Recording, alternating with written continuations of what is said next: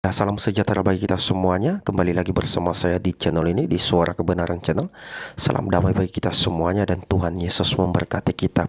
Amin. Nah, teman-teman semuanya, pada bagian ini saya sedikit membahas mengenai masalah-masalah yang kita hadapi saat ini, di mana di negara Kongo ini kita tahu bahwa kita sangat sulit sekali untuk mendirikan bangunan gereja karena kita berbenturan dengan masalah izin yang begitu lama prosesnya, dan yang kedua karena mungkin di tempat itu ya mayoritas muslim, jadi kita agak susah ya untuk mendirikan bangunan di situ, atau untuk beribadah misalnya di rumah saja itu sangat sulit ya. Kenapa saya katakan demikian? Beberapa hari yang lalu saya lihat sebuah kejadian ya, kalau tidak salah ya, ini diduga di Binjai kejadiannya. Itu orang Kristen sedang beribadah ya, tiba-tiba mereka dihadang atau didatangi oleh orang-orang yang berpakaian jilbab. Bayangkan ya,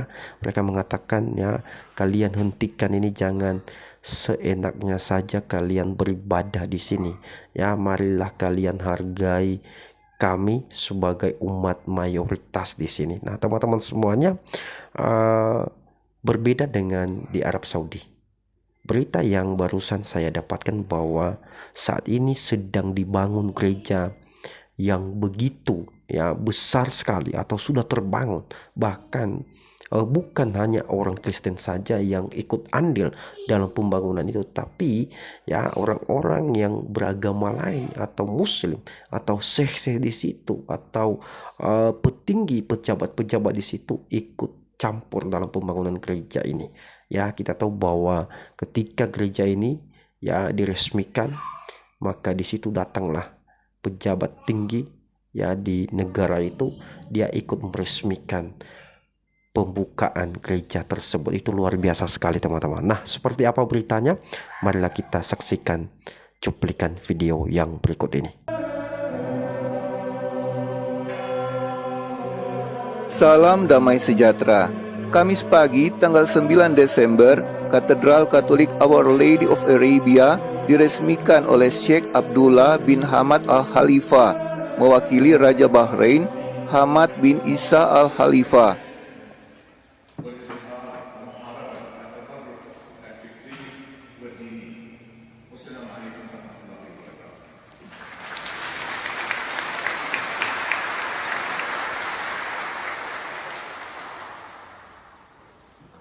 Thank you, Dr. Sheikh Khalid bin Khalifa Al-Khalifa, for your enlightening words. Gereja katedral ini adalah simbol kuat dari kenyataan adanya hidup damai antara umat Kristen dan Muslim di negara ini, serta toleransi dan kemurahan hati rajanya. Tidak salah untuk mengatakan kalau struktur kolosal melambangkan universalitas gereja Katolik sebagai orang percaya dari kebangsaan yang berbeda, yaitu dari Bahrain dan negara-negara tetangga lainnya, berkontribusi dengan murah hati untuk proyek raksasa ini. Gereja ini terletak hampir 20 km dari ibu kota Manama. Kompleks katedral juga menampung kediaman vikaris apostolik, halaman yang luas, dan area parkir mobil yang luas. Katedral itu menyerupai kemah pertemuan di mana Musa berbicara kepada Tuhan. Itu dibangun dengan cara ini untuk mewakili perjumpaan Tuhan dan umat manusia. Atapnya adalah kubah berbentuk segi 8.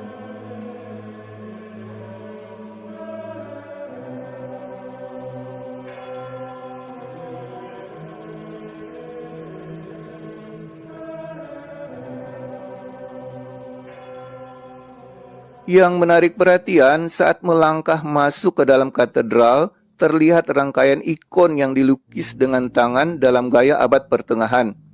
Ini adalah ciri khas gereja Katolik Timur, memiliki banyak ikon. Ke-16 ikon masing-masing berukuran 5 meter kali 4 meter, dilukis dengan tangan di Italia dan menggambarkan sejarah keselamatan, mulai dari Tritunggal dan kabar sukacita, hingga kelahiran, kematian, dan kebangkitan Kristus. Mereka juga menggambarkan tertidurnya dan diangkatnya Bunda Maria. Katedral ini dapat menampung 2.300 jamaah, dan keistimewaan lain dari Katedral Our Lady of Arabia ini adalah tempat pembaptisan besar yang menyerupai kolam di depan altar dengan tangga marmer.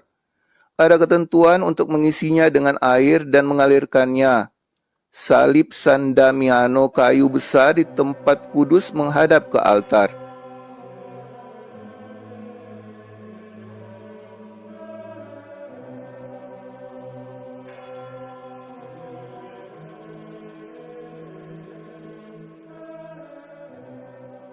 Kompleks katedral ini memiliki dua kapel, salah satunya ditahtakan Sakramen Maha Kudus, yang lainnya didedikasikan untuk Our Lady of Arabia.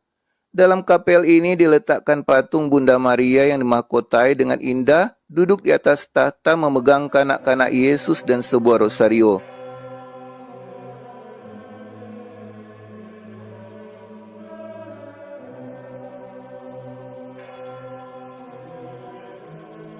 Keberadaan gereja terbesar di Arab dan sejarahnya jadi simbol toleransi dan kenyataan perdamaian di Timur Tengah.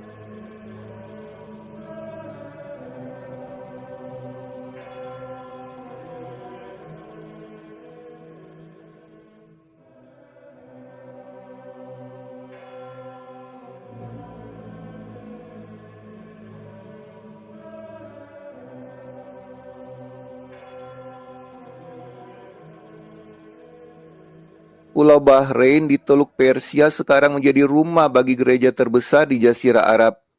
Ini perlu dipahami oleh kita di Indonesia. Di tanah yang menjadi pusat keagamaan Muslim, kaum minoritas diberi kebebasan untuk menjalankan kepercayaannya.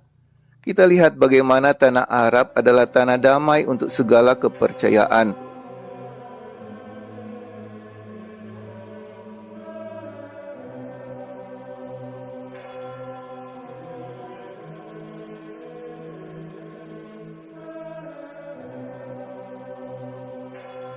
Menurut data yang telah didokumentasikan sejak tahun 1930-an, telah ada kehadiran komunitas Katolik lokal yang terdiri dari pekerja imigran di Kerajaan Bahrain. Dan saat ini menurut data yang dilaporkan oleh Vikariat, itu jumlahnya mencapai 150.000 umat, sebagian besar dari India dan Filipina.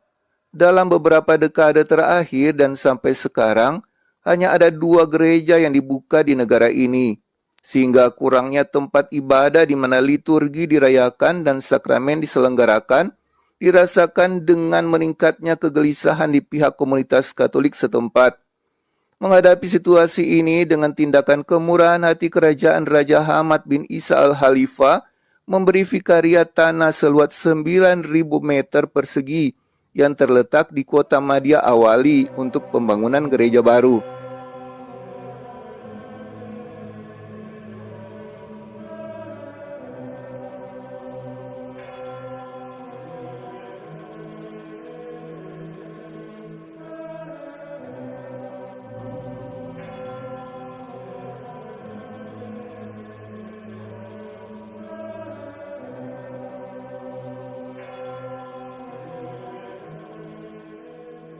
Jumat 10 Desember 2021 ini, Kardinal Luis Antonio Tagle, wakil dari Vatikan, Prefek Kongregasi untuk Evangelisasi Bangsa-Bangsa, akan memimpin liturgi untuk pengudusan tempat ibadah ini.